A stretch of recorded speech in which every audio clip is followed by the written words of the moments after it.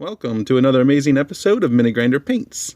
In this episode, I'll be painting a custom female dwarf miniature produced by Hero Forge. As you might have heard, Hero Forge is a miniature producer, where you can actually custom create your own miniatures to suit your character. That's right, this miniature was 3D printed.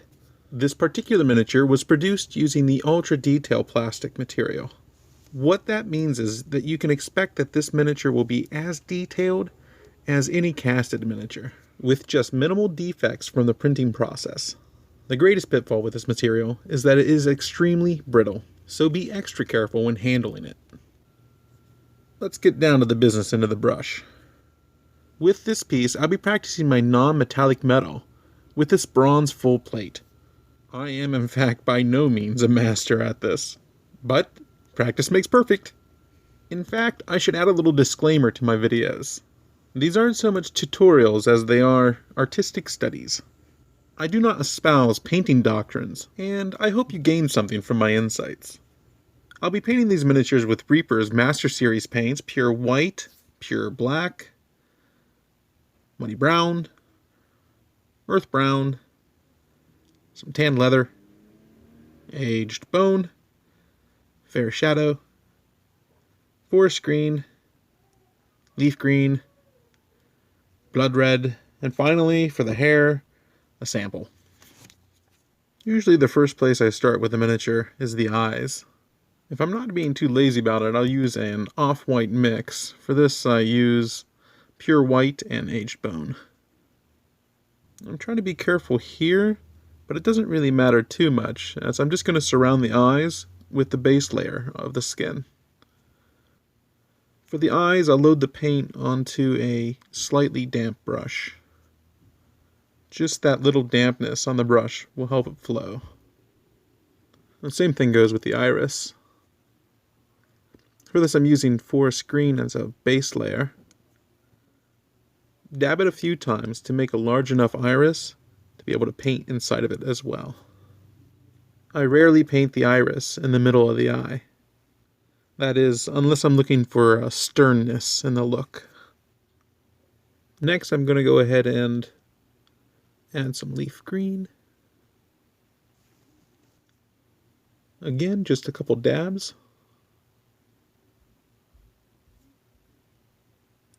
You want it large enough to paint inside of that as well.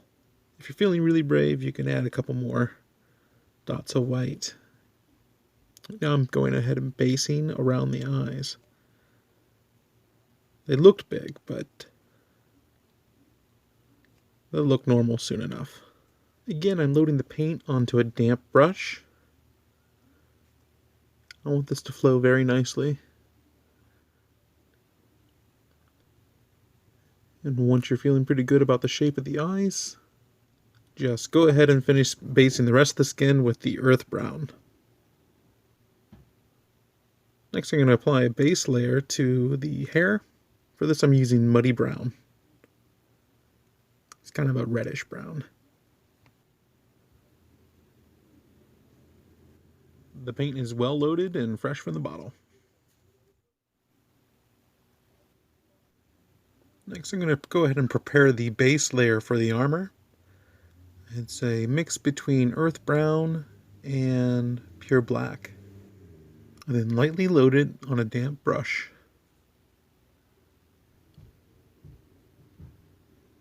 In retrospect, I probably should have added some forest green. Not much, maybe just a little though. For the most part, I am indiscriminately laying down the color. The trim will be painted as a steel color. So both bronze and steel will share the same base layer. The one thing that's critical here is to make that first layer a dark layer. With non-metal metal, you want a high contrast, starting with your first layer. Now that the armor has been base layered, I can move on to the leathers and all the stuff that's kind of on top of the armor. The paint is moderately loaded on a damp brush.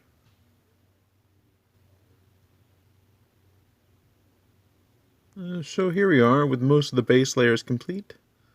Now we can get on to some top layers. I'm going to start with the armor For this I'm using a lightly loaded damp brush.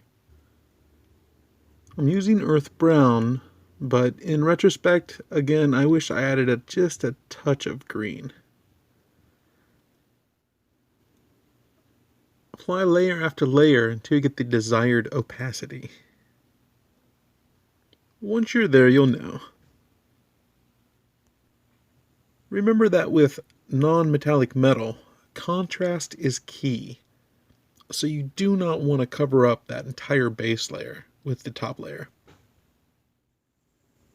Again, build it up in layers with a damp, maybe almost moist brush.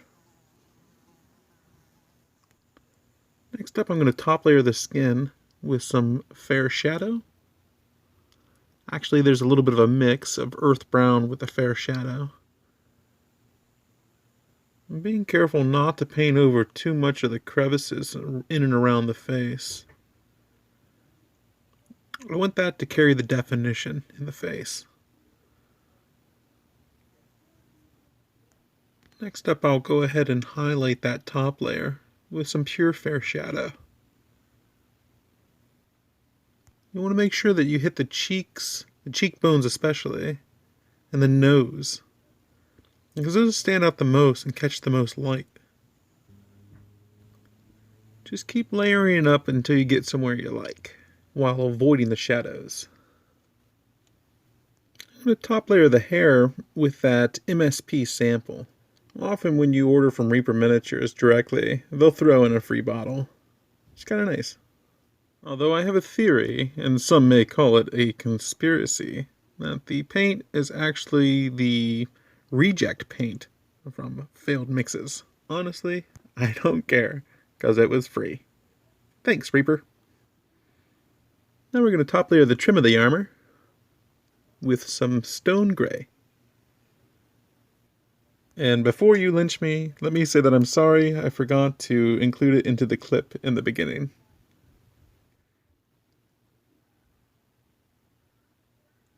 I'm using a lightly loaded damp brush.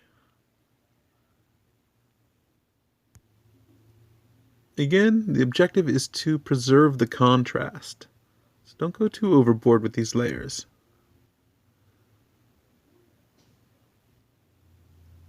And build it up slowly.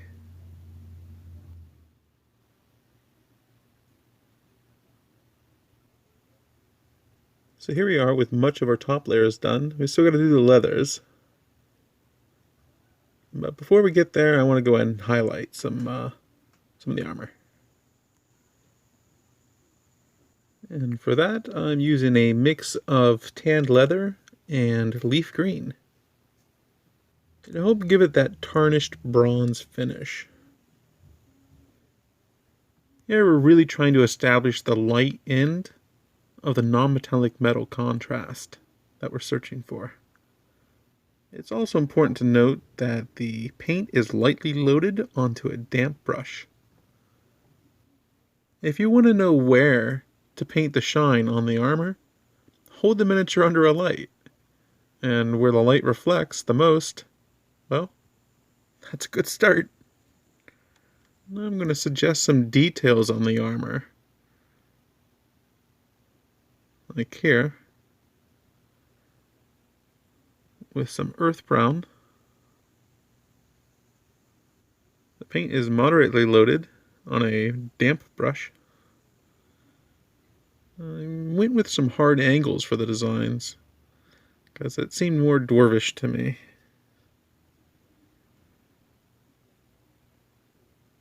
I'm going to highlight those designs with that same mix of tanned leather and leaf green.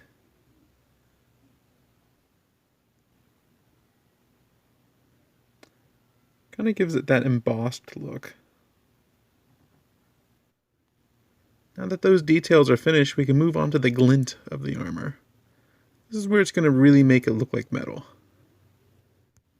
I started with some earth brown and leaf green, and then mix that with some white. The paint is lightly loaded on a damp brush. I'm going to avoid blending in this layer as much as possible. That'll help me achieve the metal feel to it.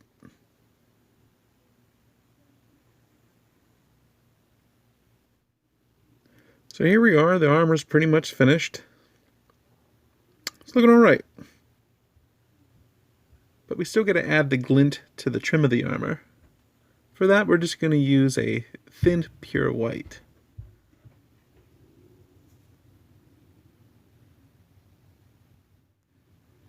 Note how the shine on the trim follows almost a straight line.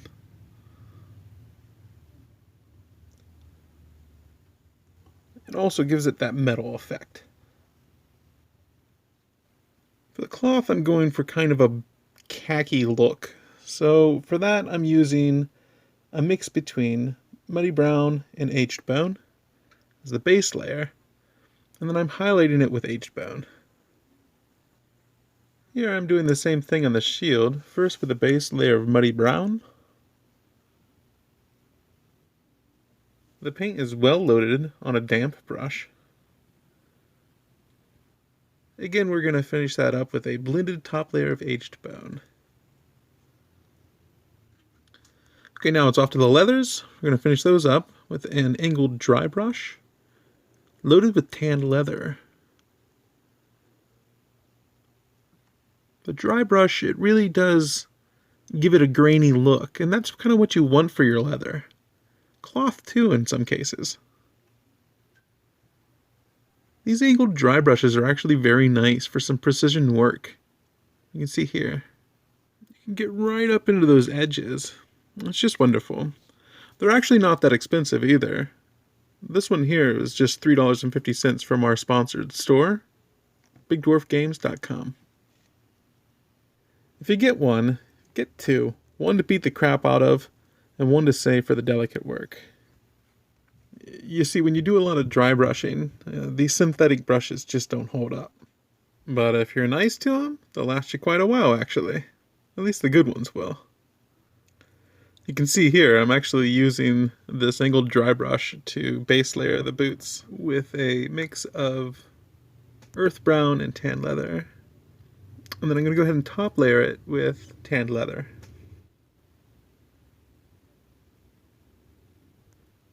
Okay, just a couple things left. One is the centerpiece of the shield. I'm actually going to make it a jewel. Nice red jewel. We're beginning with a base color of blood red. The paint is well loaded on a damp brush.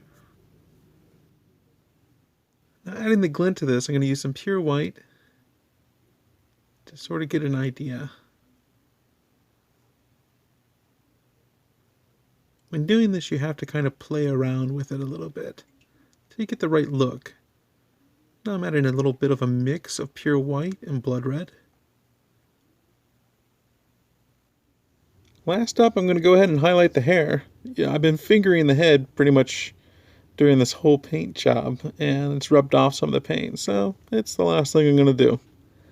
For this, I'm using a mix of that MSP sample color and tanned leather. The brush is lightly loaded and a little damp.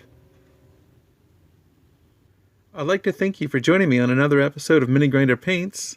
If you liked it, like it. And if you got the vibe, subscribe.